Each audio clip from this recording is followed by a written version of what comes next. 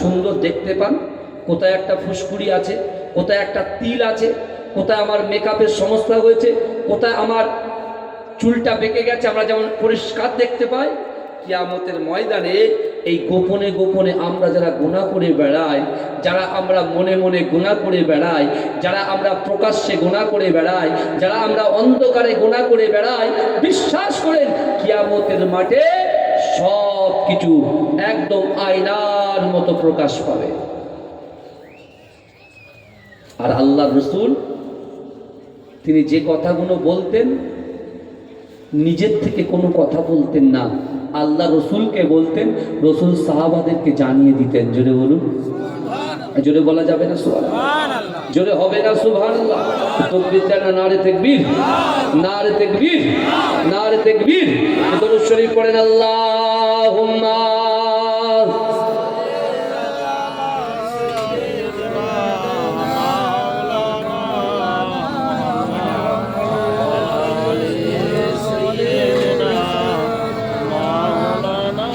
আখিরি রাসূল তুমি নবী আকরাম, তোমার কদমে মোর হাজারো সালাম। নবী তোমার কদমে মোর হাজারো সালাম। জোরে বলুন না, জোরে হবে না বাবাজি। দেখেন আল্লাহ কিন্তু সব দেখছেন। আল্লাহ কোরআনে বলছেন, ইন্না রাব্বাকা লাবিল মিরসাদ, নিশ্চয় আমি আল্লাহ বান্দার দিকে দেখি, প্রত্যেকটা সেকেন্ডে নয়, অর্থাৎ যতদিন বেঁচে থাকবো আল্লাহ কিন্তু দেখছেন, দেখার মতো আল্লাহ দেখছেন। তা বলার মতো আমাদের বলতে হবে। আমি হুজুর আপনারা আমাকে দাওয়াত করে নিয়ে এসছেন, আমি ফাঁকি মারবো না, আর আপনারা শ্রোতা আপনারাও ফাঁকি মারবেন না। কারণ দোকানদার কখনো ধারের খরিদ্দারকে পছন্দ করেন না, নগদের খরিদ্দারকে পছন্দ করেন, তাই না? কথা বলেন না, নগদের খরিদ্দারকে পছন্দ করেন। আমি যদি যত বড়ই হুজুর হই না কেন, তে মাত্রায় দাঁড়িয়ে বলছি, ভাই 5 কেজি আপেল দাও, 5 কেজি লেবু দাও, বুঝতে 5 কেজি আঙুর দাও, দিয়ে বলছি ভাই 5 দিন পরে নিস, হয়তো মুখে হ্যাঁ করে হাসবে, জি হুজুর করবে। যেই গাড়িতে উঠে পড়বো, বেকার করে দিয়ে চলে গেল রে, মন থেকে বলে দিল। বুঝতে পারছে, সে বলতে চায় না, কিন্তু নাফস তাকে আর কন্ট্রোল করে রাখতে পারলো না, বলে দিল। কিন্তু ভাইজান ওটাও কিন্তু আল্লাহর কাছে পরিষ্কার থাকবে। কিন্তু আজকে যতক্ষণ বসে থাকবেন আল্লাহর কাছ থেকে যেটা পাবেন সব নগদে পাবেন। জোরে বলেন সুবহানাল্লাহটাকে, জোরে বলেন। 64 দিন পরে বসেছেন, মানে বছরে একদিন জলসা হয়, তাই 65 দিন বললাম না, 64 দিন বললাম। আর 65 দিনে পড়েছে, আমরা বসেছি, একবার বসেছেন মা থাকবেন কত, 2-4 ঘন্টা। আমার পরে তো আর কেউ নাই, আছে কি? আমার পরে আর কেউ নাই, মোটামুটি ফজর পর্যন্ত চলবে ইনশাআল্লাহ। একটু বসে থাকেন দয়া করে, আর মুখ চালান, আমিও চালাবো আপনারাও চালাবেন। একটু তাকবীর দেন, নারে তাকবীর, আরে জোরে দেন তো, নারে তাকবীর। মাসলাকে মুজাদ্দিদ জামান, মুজাদ্দিদ জামানের হক সিলসিলা, মুজাদ্দিদ জামানের হক সিলসিলা, ঘটকপুকুর সর্দার গ্রাম কমিটি, বলুন জিন্দাবাদ। সর্দারপাড়ার গ্রাম কমিটি, সর্দারপাড়া গ্রামবাসী বৃন্দু, সর্দারপাড়া গ্রামবাসী বৃন্দু, নারে তাকবীর, নারে তাকবীর। আখিরি রাসূল তুমি নবী আকরাম, তোমার কদমে মোর হাজারো সালাম। নবী তোমার কদমে মোর হাজারো সালাম। বনের হরিণ আসমান জমিন সবাই তোমায় চিনেছে, সবাই তোমায় চিনেছে। ওই আকাশের মেঘমালা ছায়া তোমার করেছে, ছায়া তোমার করেছে। বনের হরিণ আসমান জমিন সবাই তোমায় চিনেছে, সবাই তোমায় চিনেছে।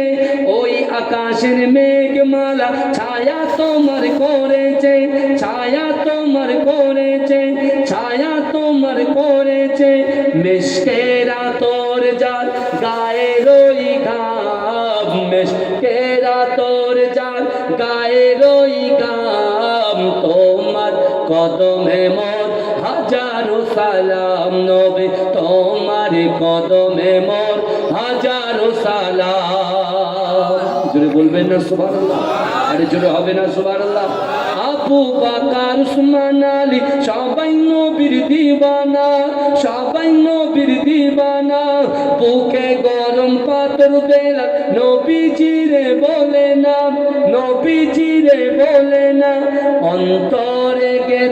কেটেছিল নূর নবীর নাম, অন্তরে কেটেছিল নূর নবীর নাম। তোমার কদমে মোর হাজারো সালাম নবী, তোমার কদমে মোর হাজারো সালাম।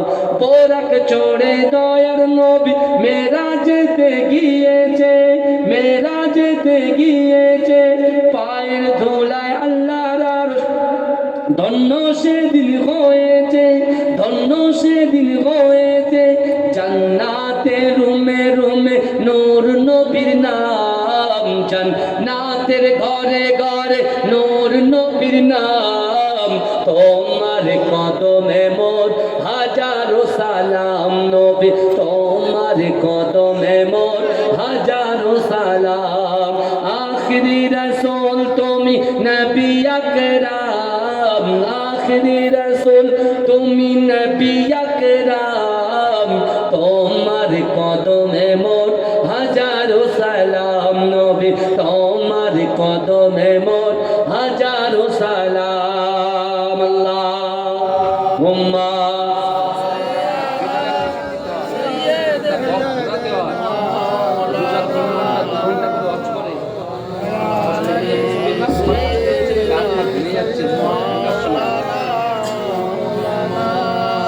মাইকগুলো সেটিং করতে পারো আগে আগে। হ্যাঁ, আমার ইউটিউবার ভাইরা যদি একটু সাপোর্ট করে, ওরা তো সব বোঝে, একটু সাপোর্ট করলে একটা বক ঘুরিয়ে দিলে তুমি চলে যাবে। বুঝতে পারছেন, আমি যে কথাগুলো বলছি সেটা তো আমাকে শুনতে হবে, না তো আমার কষ্ট হবে। তো জলসা পরে জলসা তো গিয়ে আলোচনাই করতে হবে। যাই হোক, আমার ভাইকে আল্লাহ বুঝ দান করুন, বলুন আল্লাহ। এই ভালো করে শুনছেন তো আমার কথা? তাহলে আমাদের কবর পর্যন্ত কটা জিনিস যাবে? তিনটে। কটা বাবাজি বলেন? তিনটে। রসুল প্রথম নম্বর বলছেন, তোমার সন্তান যাবে তোমার কবর পর্যন্ত। যে সন্তানের জন্য আপনি নামাজ ছেড়েছেন, রোজা ছেড়েছেন, সময় শরিয়াত থেকে কেটে নিয়ে সন্তানের পিছনে ব্যয় করে দিচ্ছেন, ভালো করে শোনেন মা, ওই সন্তানটা আমি রাকিবুল আজিজ বাখতিয়ারি যেদিন ইন্তেকাল করব, আমার দুইজন বেটা আমার পিছন পিছন যাবে। বুঝতে পেরেছেন? দ্বিতীয় নম্বর, যে সম্পত্তি, যে টাকা, আজকে যে ব্যবসার টাকা, কি বুঝলেন? এই যে জলসায় আপনারা যে হাদিয়া দিচ্ছেন আমাদের, এই হাদিয়ার টাকা, বুঝতে পেরেছেন? ভালো করে বোঝেন। আমার বাপের রেখে যাওয়া সম্পত্তি, আমার আব্বাজান যেভাবে সম্পত্তি ক্রয় করে গেছেন, এই সম্পত্তিগুলো সব আমার ওই খাটিয়ার পিছন পিছন কবর পর্যন্ত যাবে।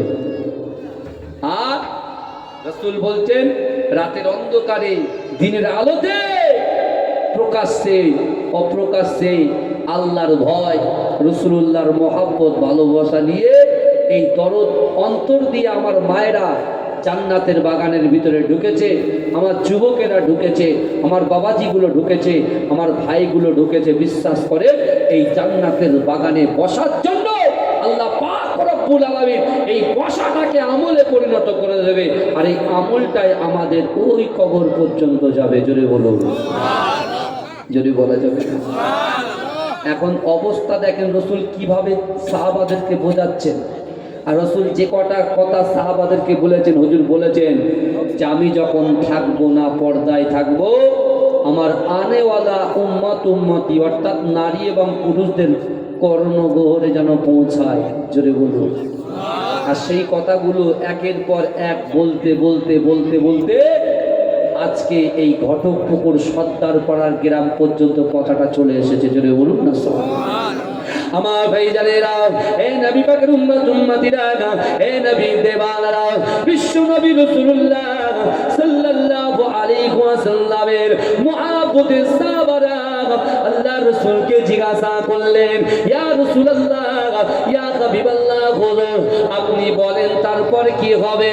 এ যুবকেরা, আমার দয়ার নবী রাসূলুল্লাহ ওই সময় সাহাবাদেরকে বলতে লেগেছে, এ আমার সাহাবারা, যখন তোমাদের লাশটাকে খাটিয়া থেকে নামিয়ে দিয়ে ওই অন্ধকার কবরে শুইয়ে দেওয়া হবে, মিনহা খলাকনাকুম ওয়া ফিহা নুঈদুকুম ওয়া মিনহা নুখরিজুকুম তারাতান নখরা বলে 3 মুঠো মাটি যখন বুকে চাপিয়ে দেওয়া হবে, এ আমার সাহাবারা ওই সময় 5টাকে তোমার বুকের উপরে চাপিয়ে দিয়ে মাটি যখন দিয়ে দেওয়া হবে, সর্বপ্রথমে যে সন্তানের জন্য তোমার মূল্যবান জিন্দগি থেকে, মূল্যবান সময় থেকে তোমার সন্তানকে যা দিয়েছ, ওই সন্তান তোমাকে ছেড়ে বাড়িতে চলে আসবে।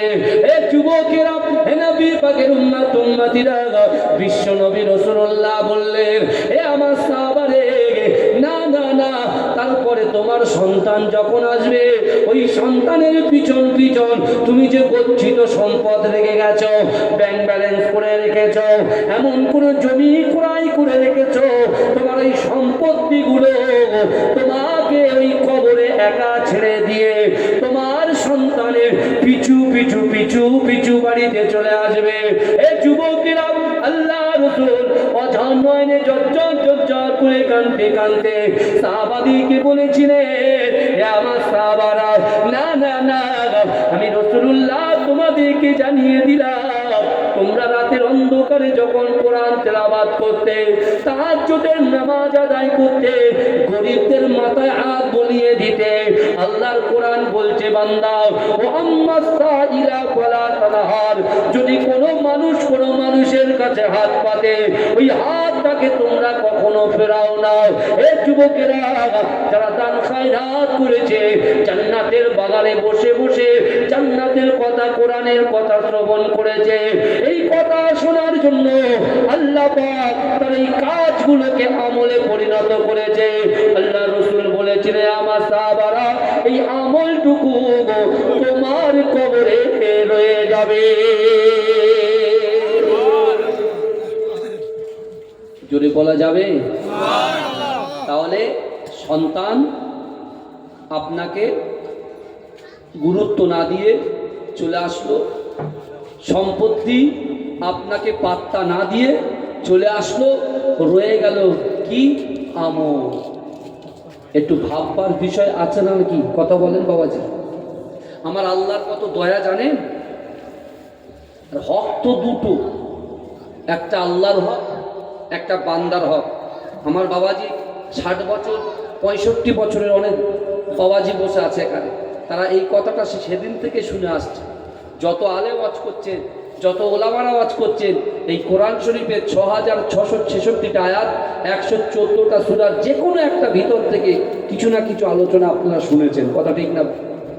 কিন্তু রাসূল যখন সর্বপ্রথমে হারাম শরীফ কাবা বাইতুল্লাহ শরীফে কোরআন তেলাওয়াত করেছিল, এই যুবকেরা বিশ্বাস করো, ওই কোরআন শুনেছে আবু বকর সিদ্দিক, ওই কোরআন শুনেছেন হযরতে আলী, ওই কোরআন শুনেছেন হযরতে বেলাল, ওই কোরআন শুনেছেন রাসূলুল্লাহর পালক পুত্র হযরত যায়েদ, ওই কোরআন শুনেছেন রাসূলুল্লাহ সাহাবা হযরতে শেরে খোদা আলী রাদিয়াল্লাহু তাআলা আনহু, ওই কোরআন শুনেছেন হযরত আমিরুল মুমিনিন হযরত ওমর ফারুক রাদিয়াল্লাহু তাআলা আনহু, আবার কোরআন শুনেছে আবু জেহেল, আবার কোরআন শুনেছে আবু লাহাব, কোরআন শুনেছে উতবা, কোরআন শুনেছে মুগীরা, কোরআন শুনেছে আবু সুফিয়ান। কিন্তু যুবকেরা আজকে তারা কোরআন শুনে জাহান্নামের ভিতরে ঘুরছে, আর আবু বকর সিদ্দিক হয়ে গেছে। জোরে বলুন, জোরে বলবেন না? তার কারণটা কি বলেন তো? তার কারণ কোরআন সবাই শোনে, কিন্তু কোরআনটার মান্যতা দেওয়া, অ্যাকসেপ্ট করা, গ্রহণ করা, এবং সেই কোরআনটাকে ধরে নিয়ে যে আয়াতগুলো শুনে নিজের জিন্দেগি জীবনে অতিবাহিত করার নামই হচ্ছে মুসলমান। জোরে বলবেন না? সুবহানাল্লাহ। আজকে আমরা রজবের চাঁদে বসে আছি, এই চাঁদের মর্তবা কত জানেন? আল্লাহ রসুল যখন রজবের চাঁদ আসতো, আল্লাহ রসুল বারবার আল্লাহর কাছে দোয়া করতেন, আল্লাহ আপনি আমার হায়াত বাড়িয়ে দেন এবং রমজান শরীফ পর্যন্ত পৌঁছে দেন। জোরে বলুন না? দরুদ শরীফ পড়ুন। আল্লাহ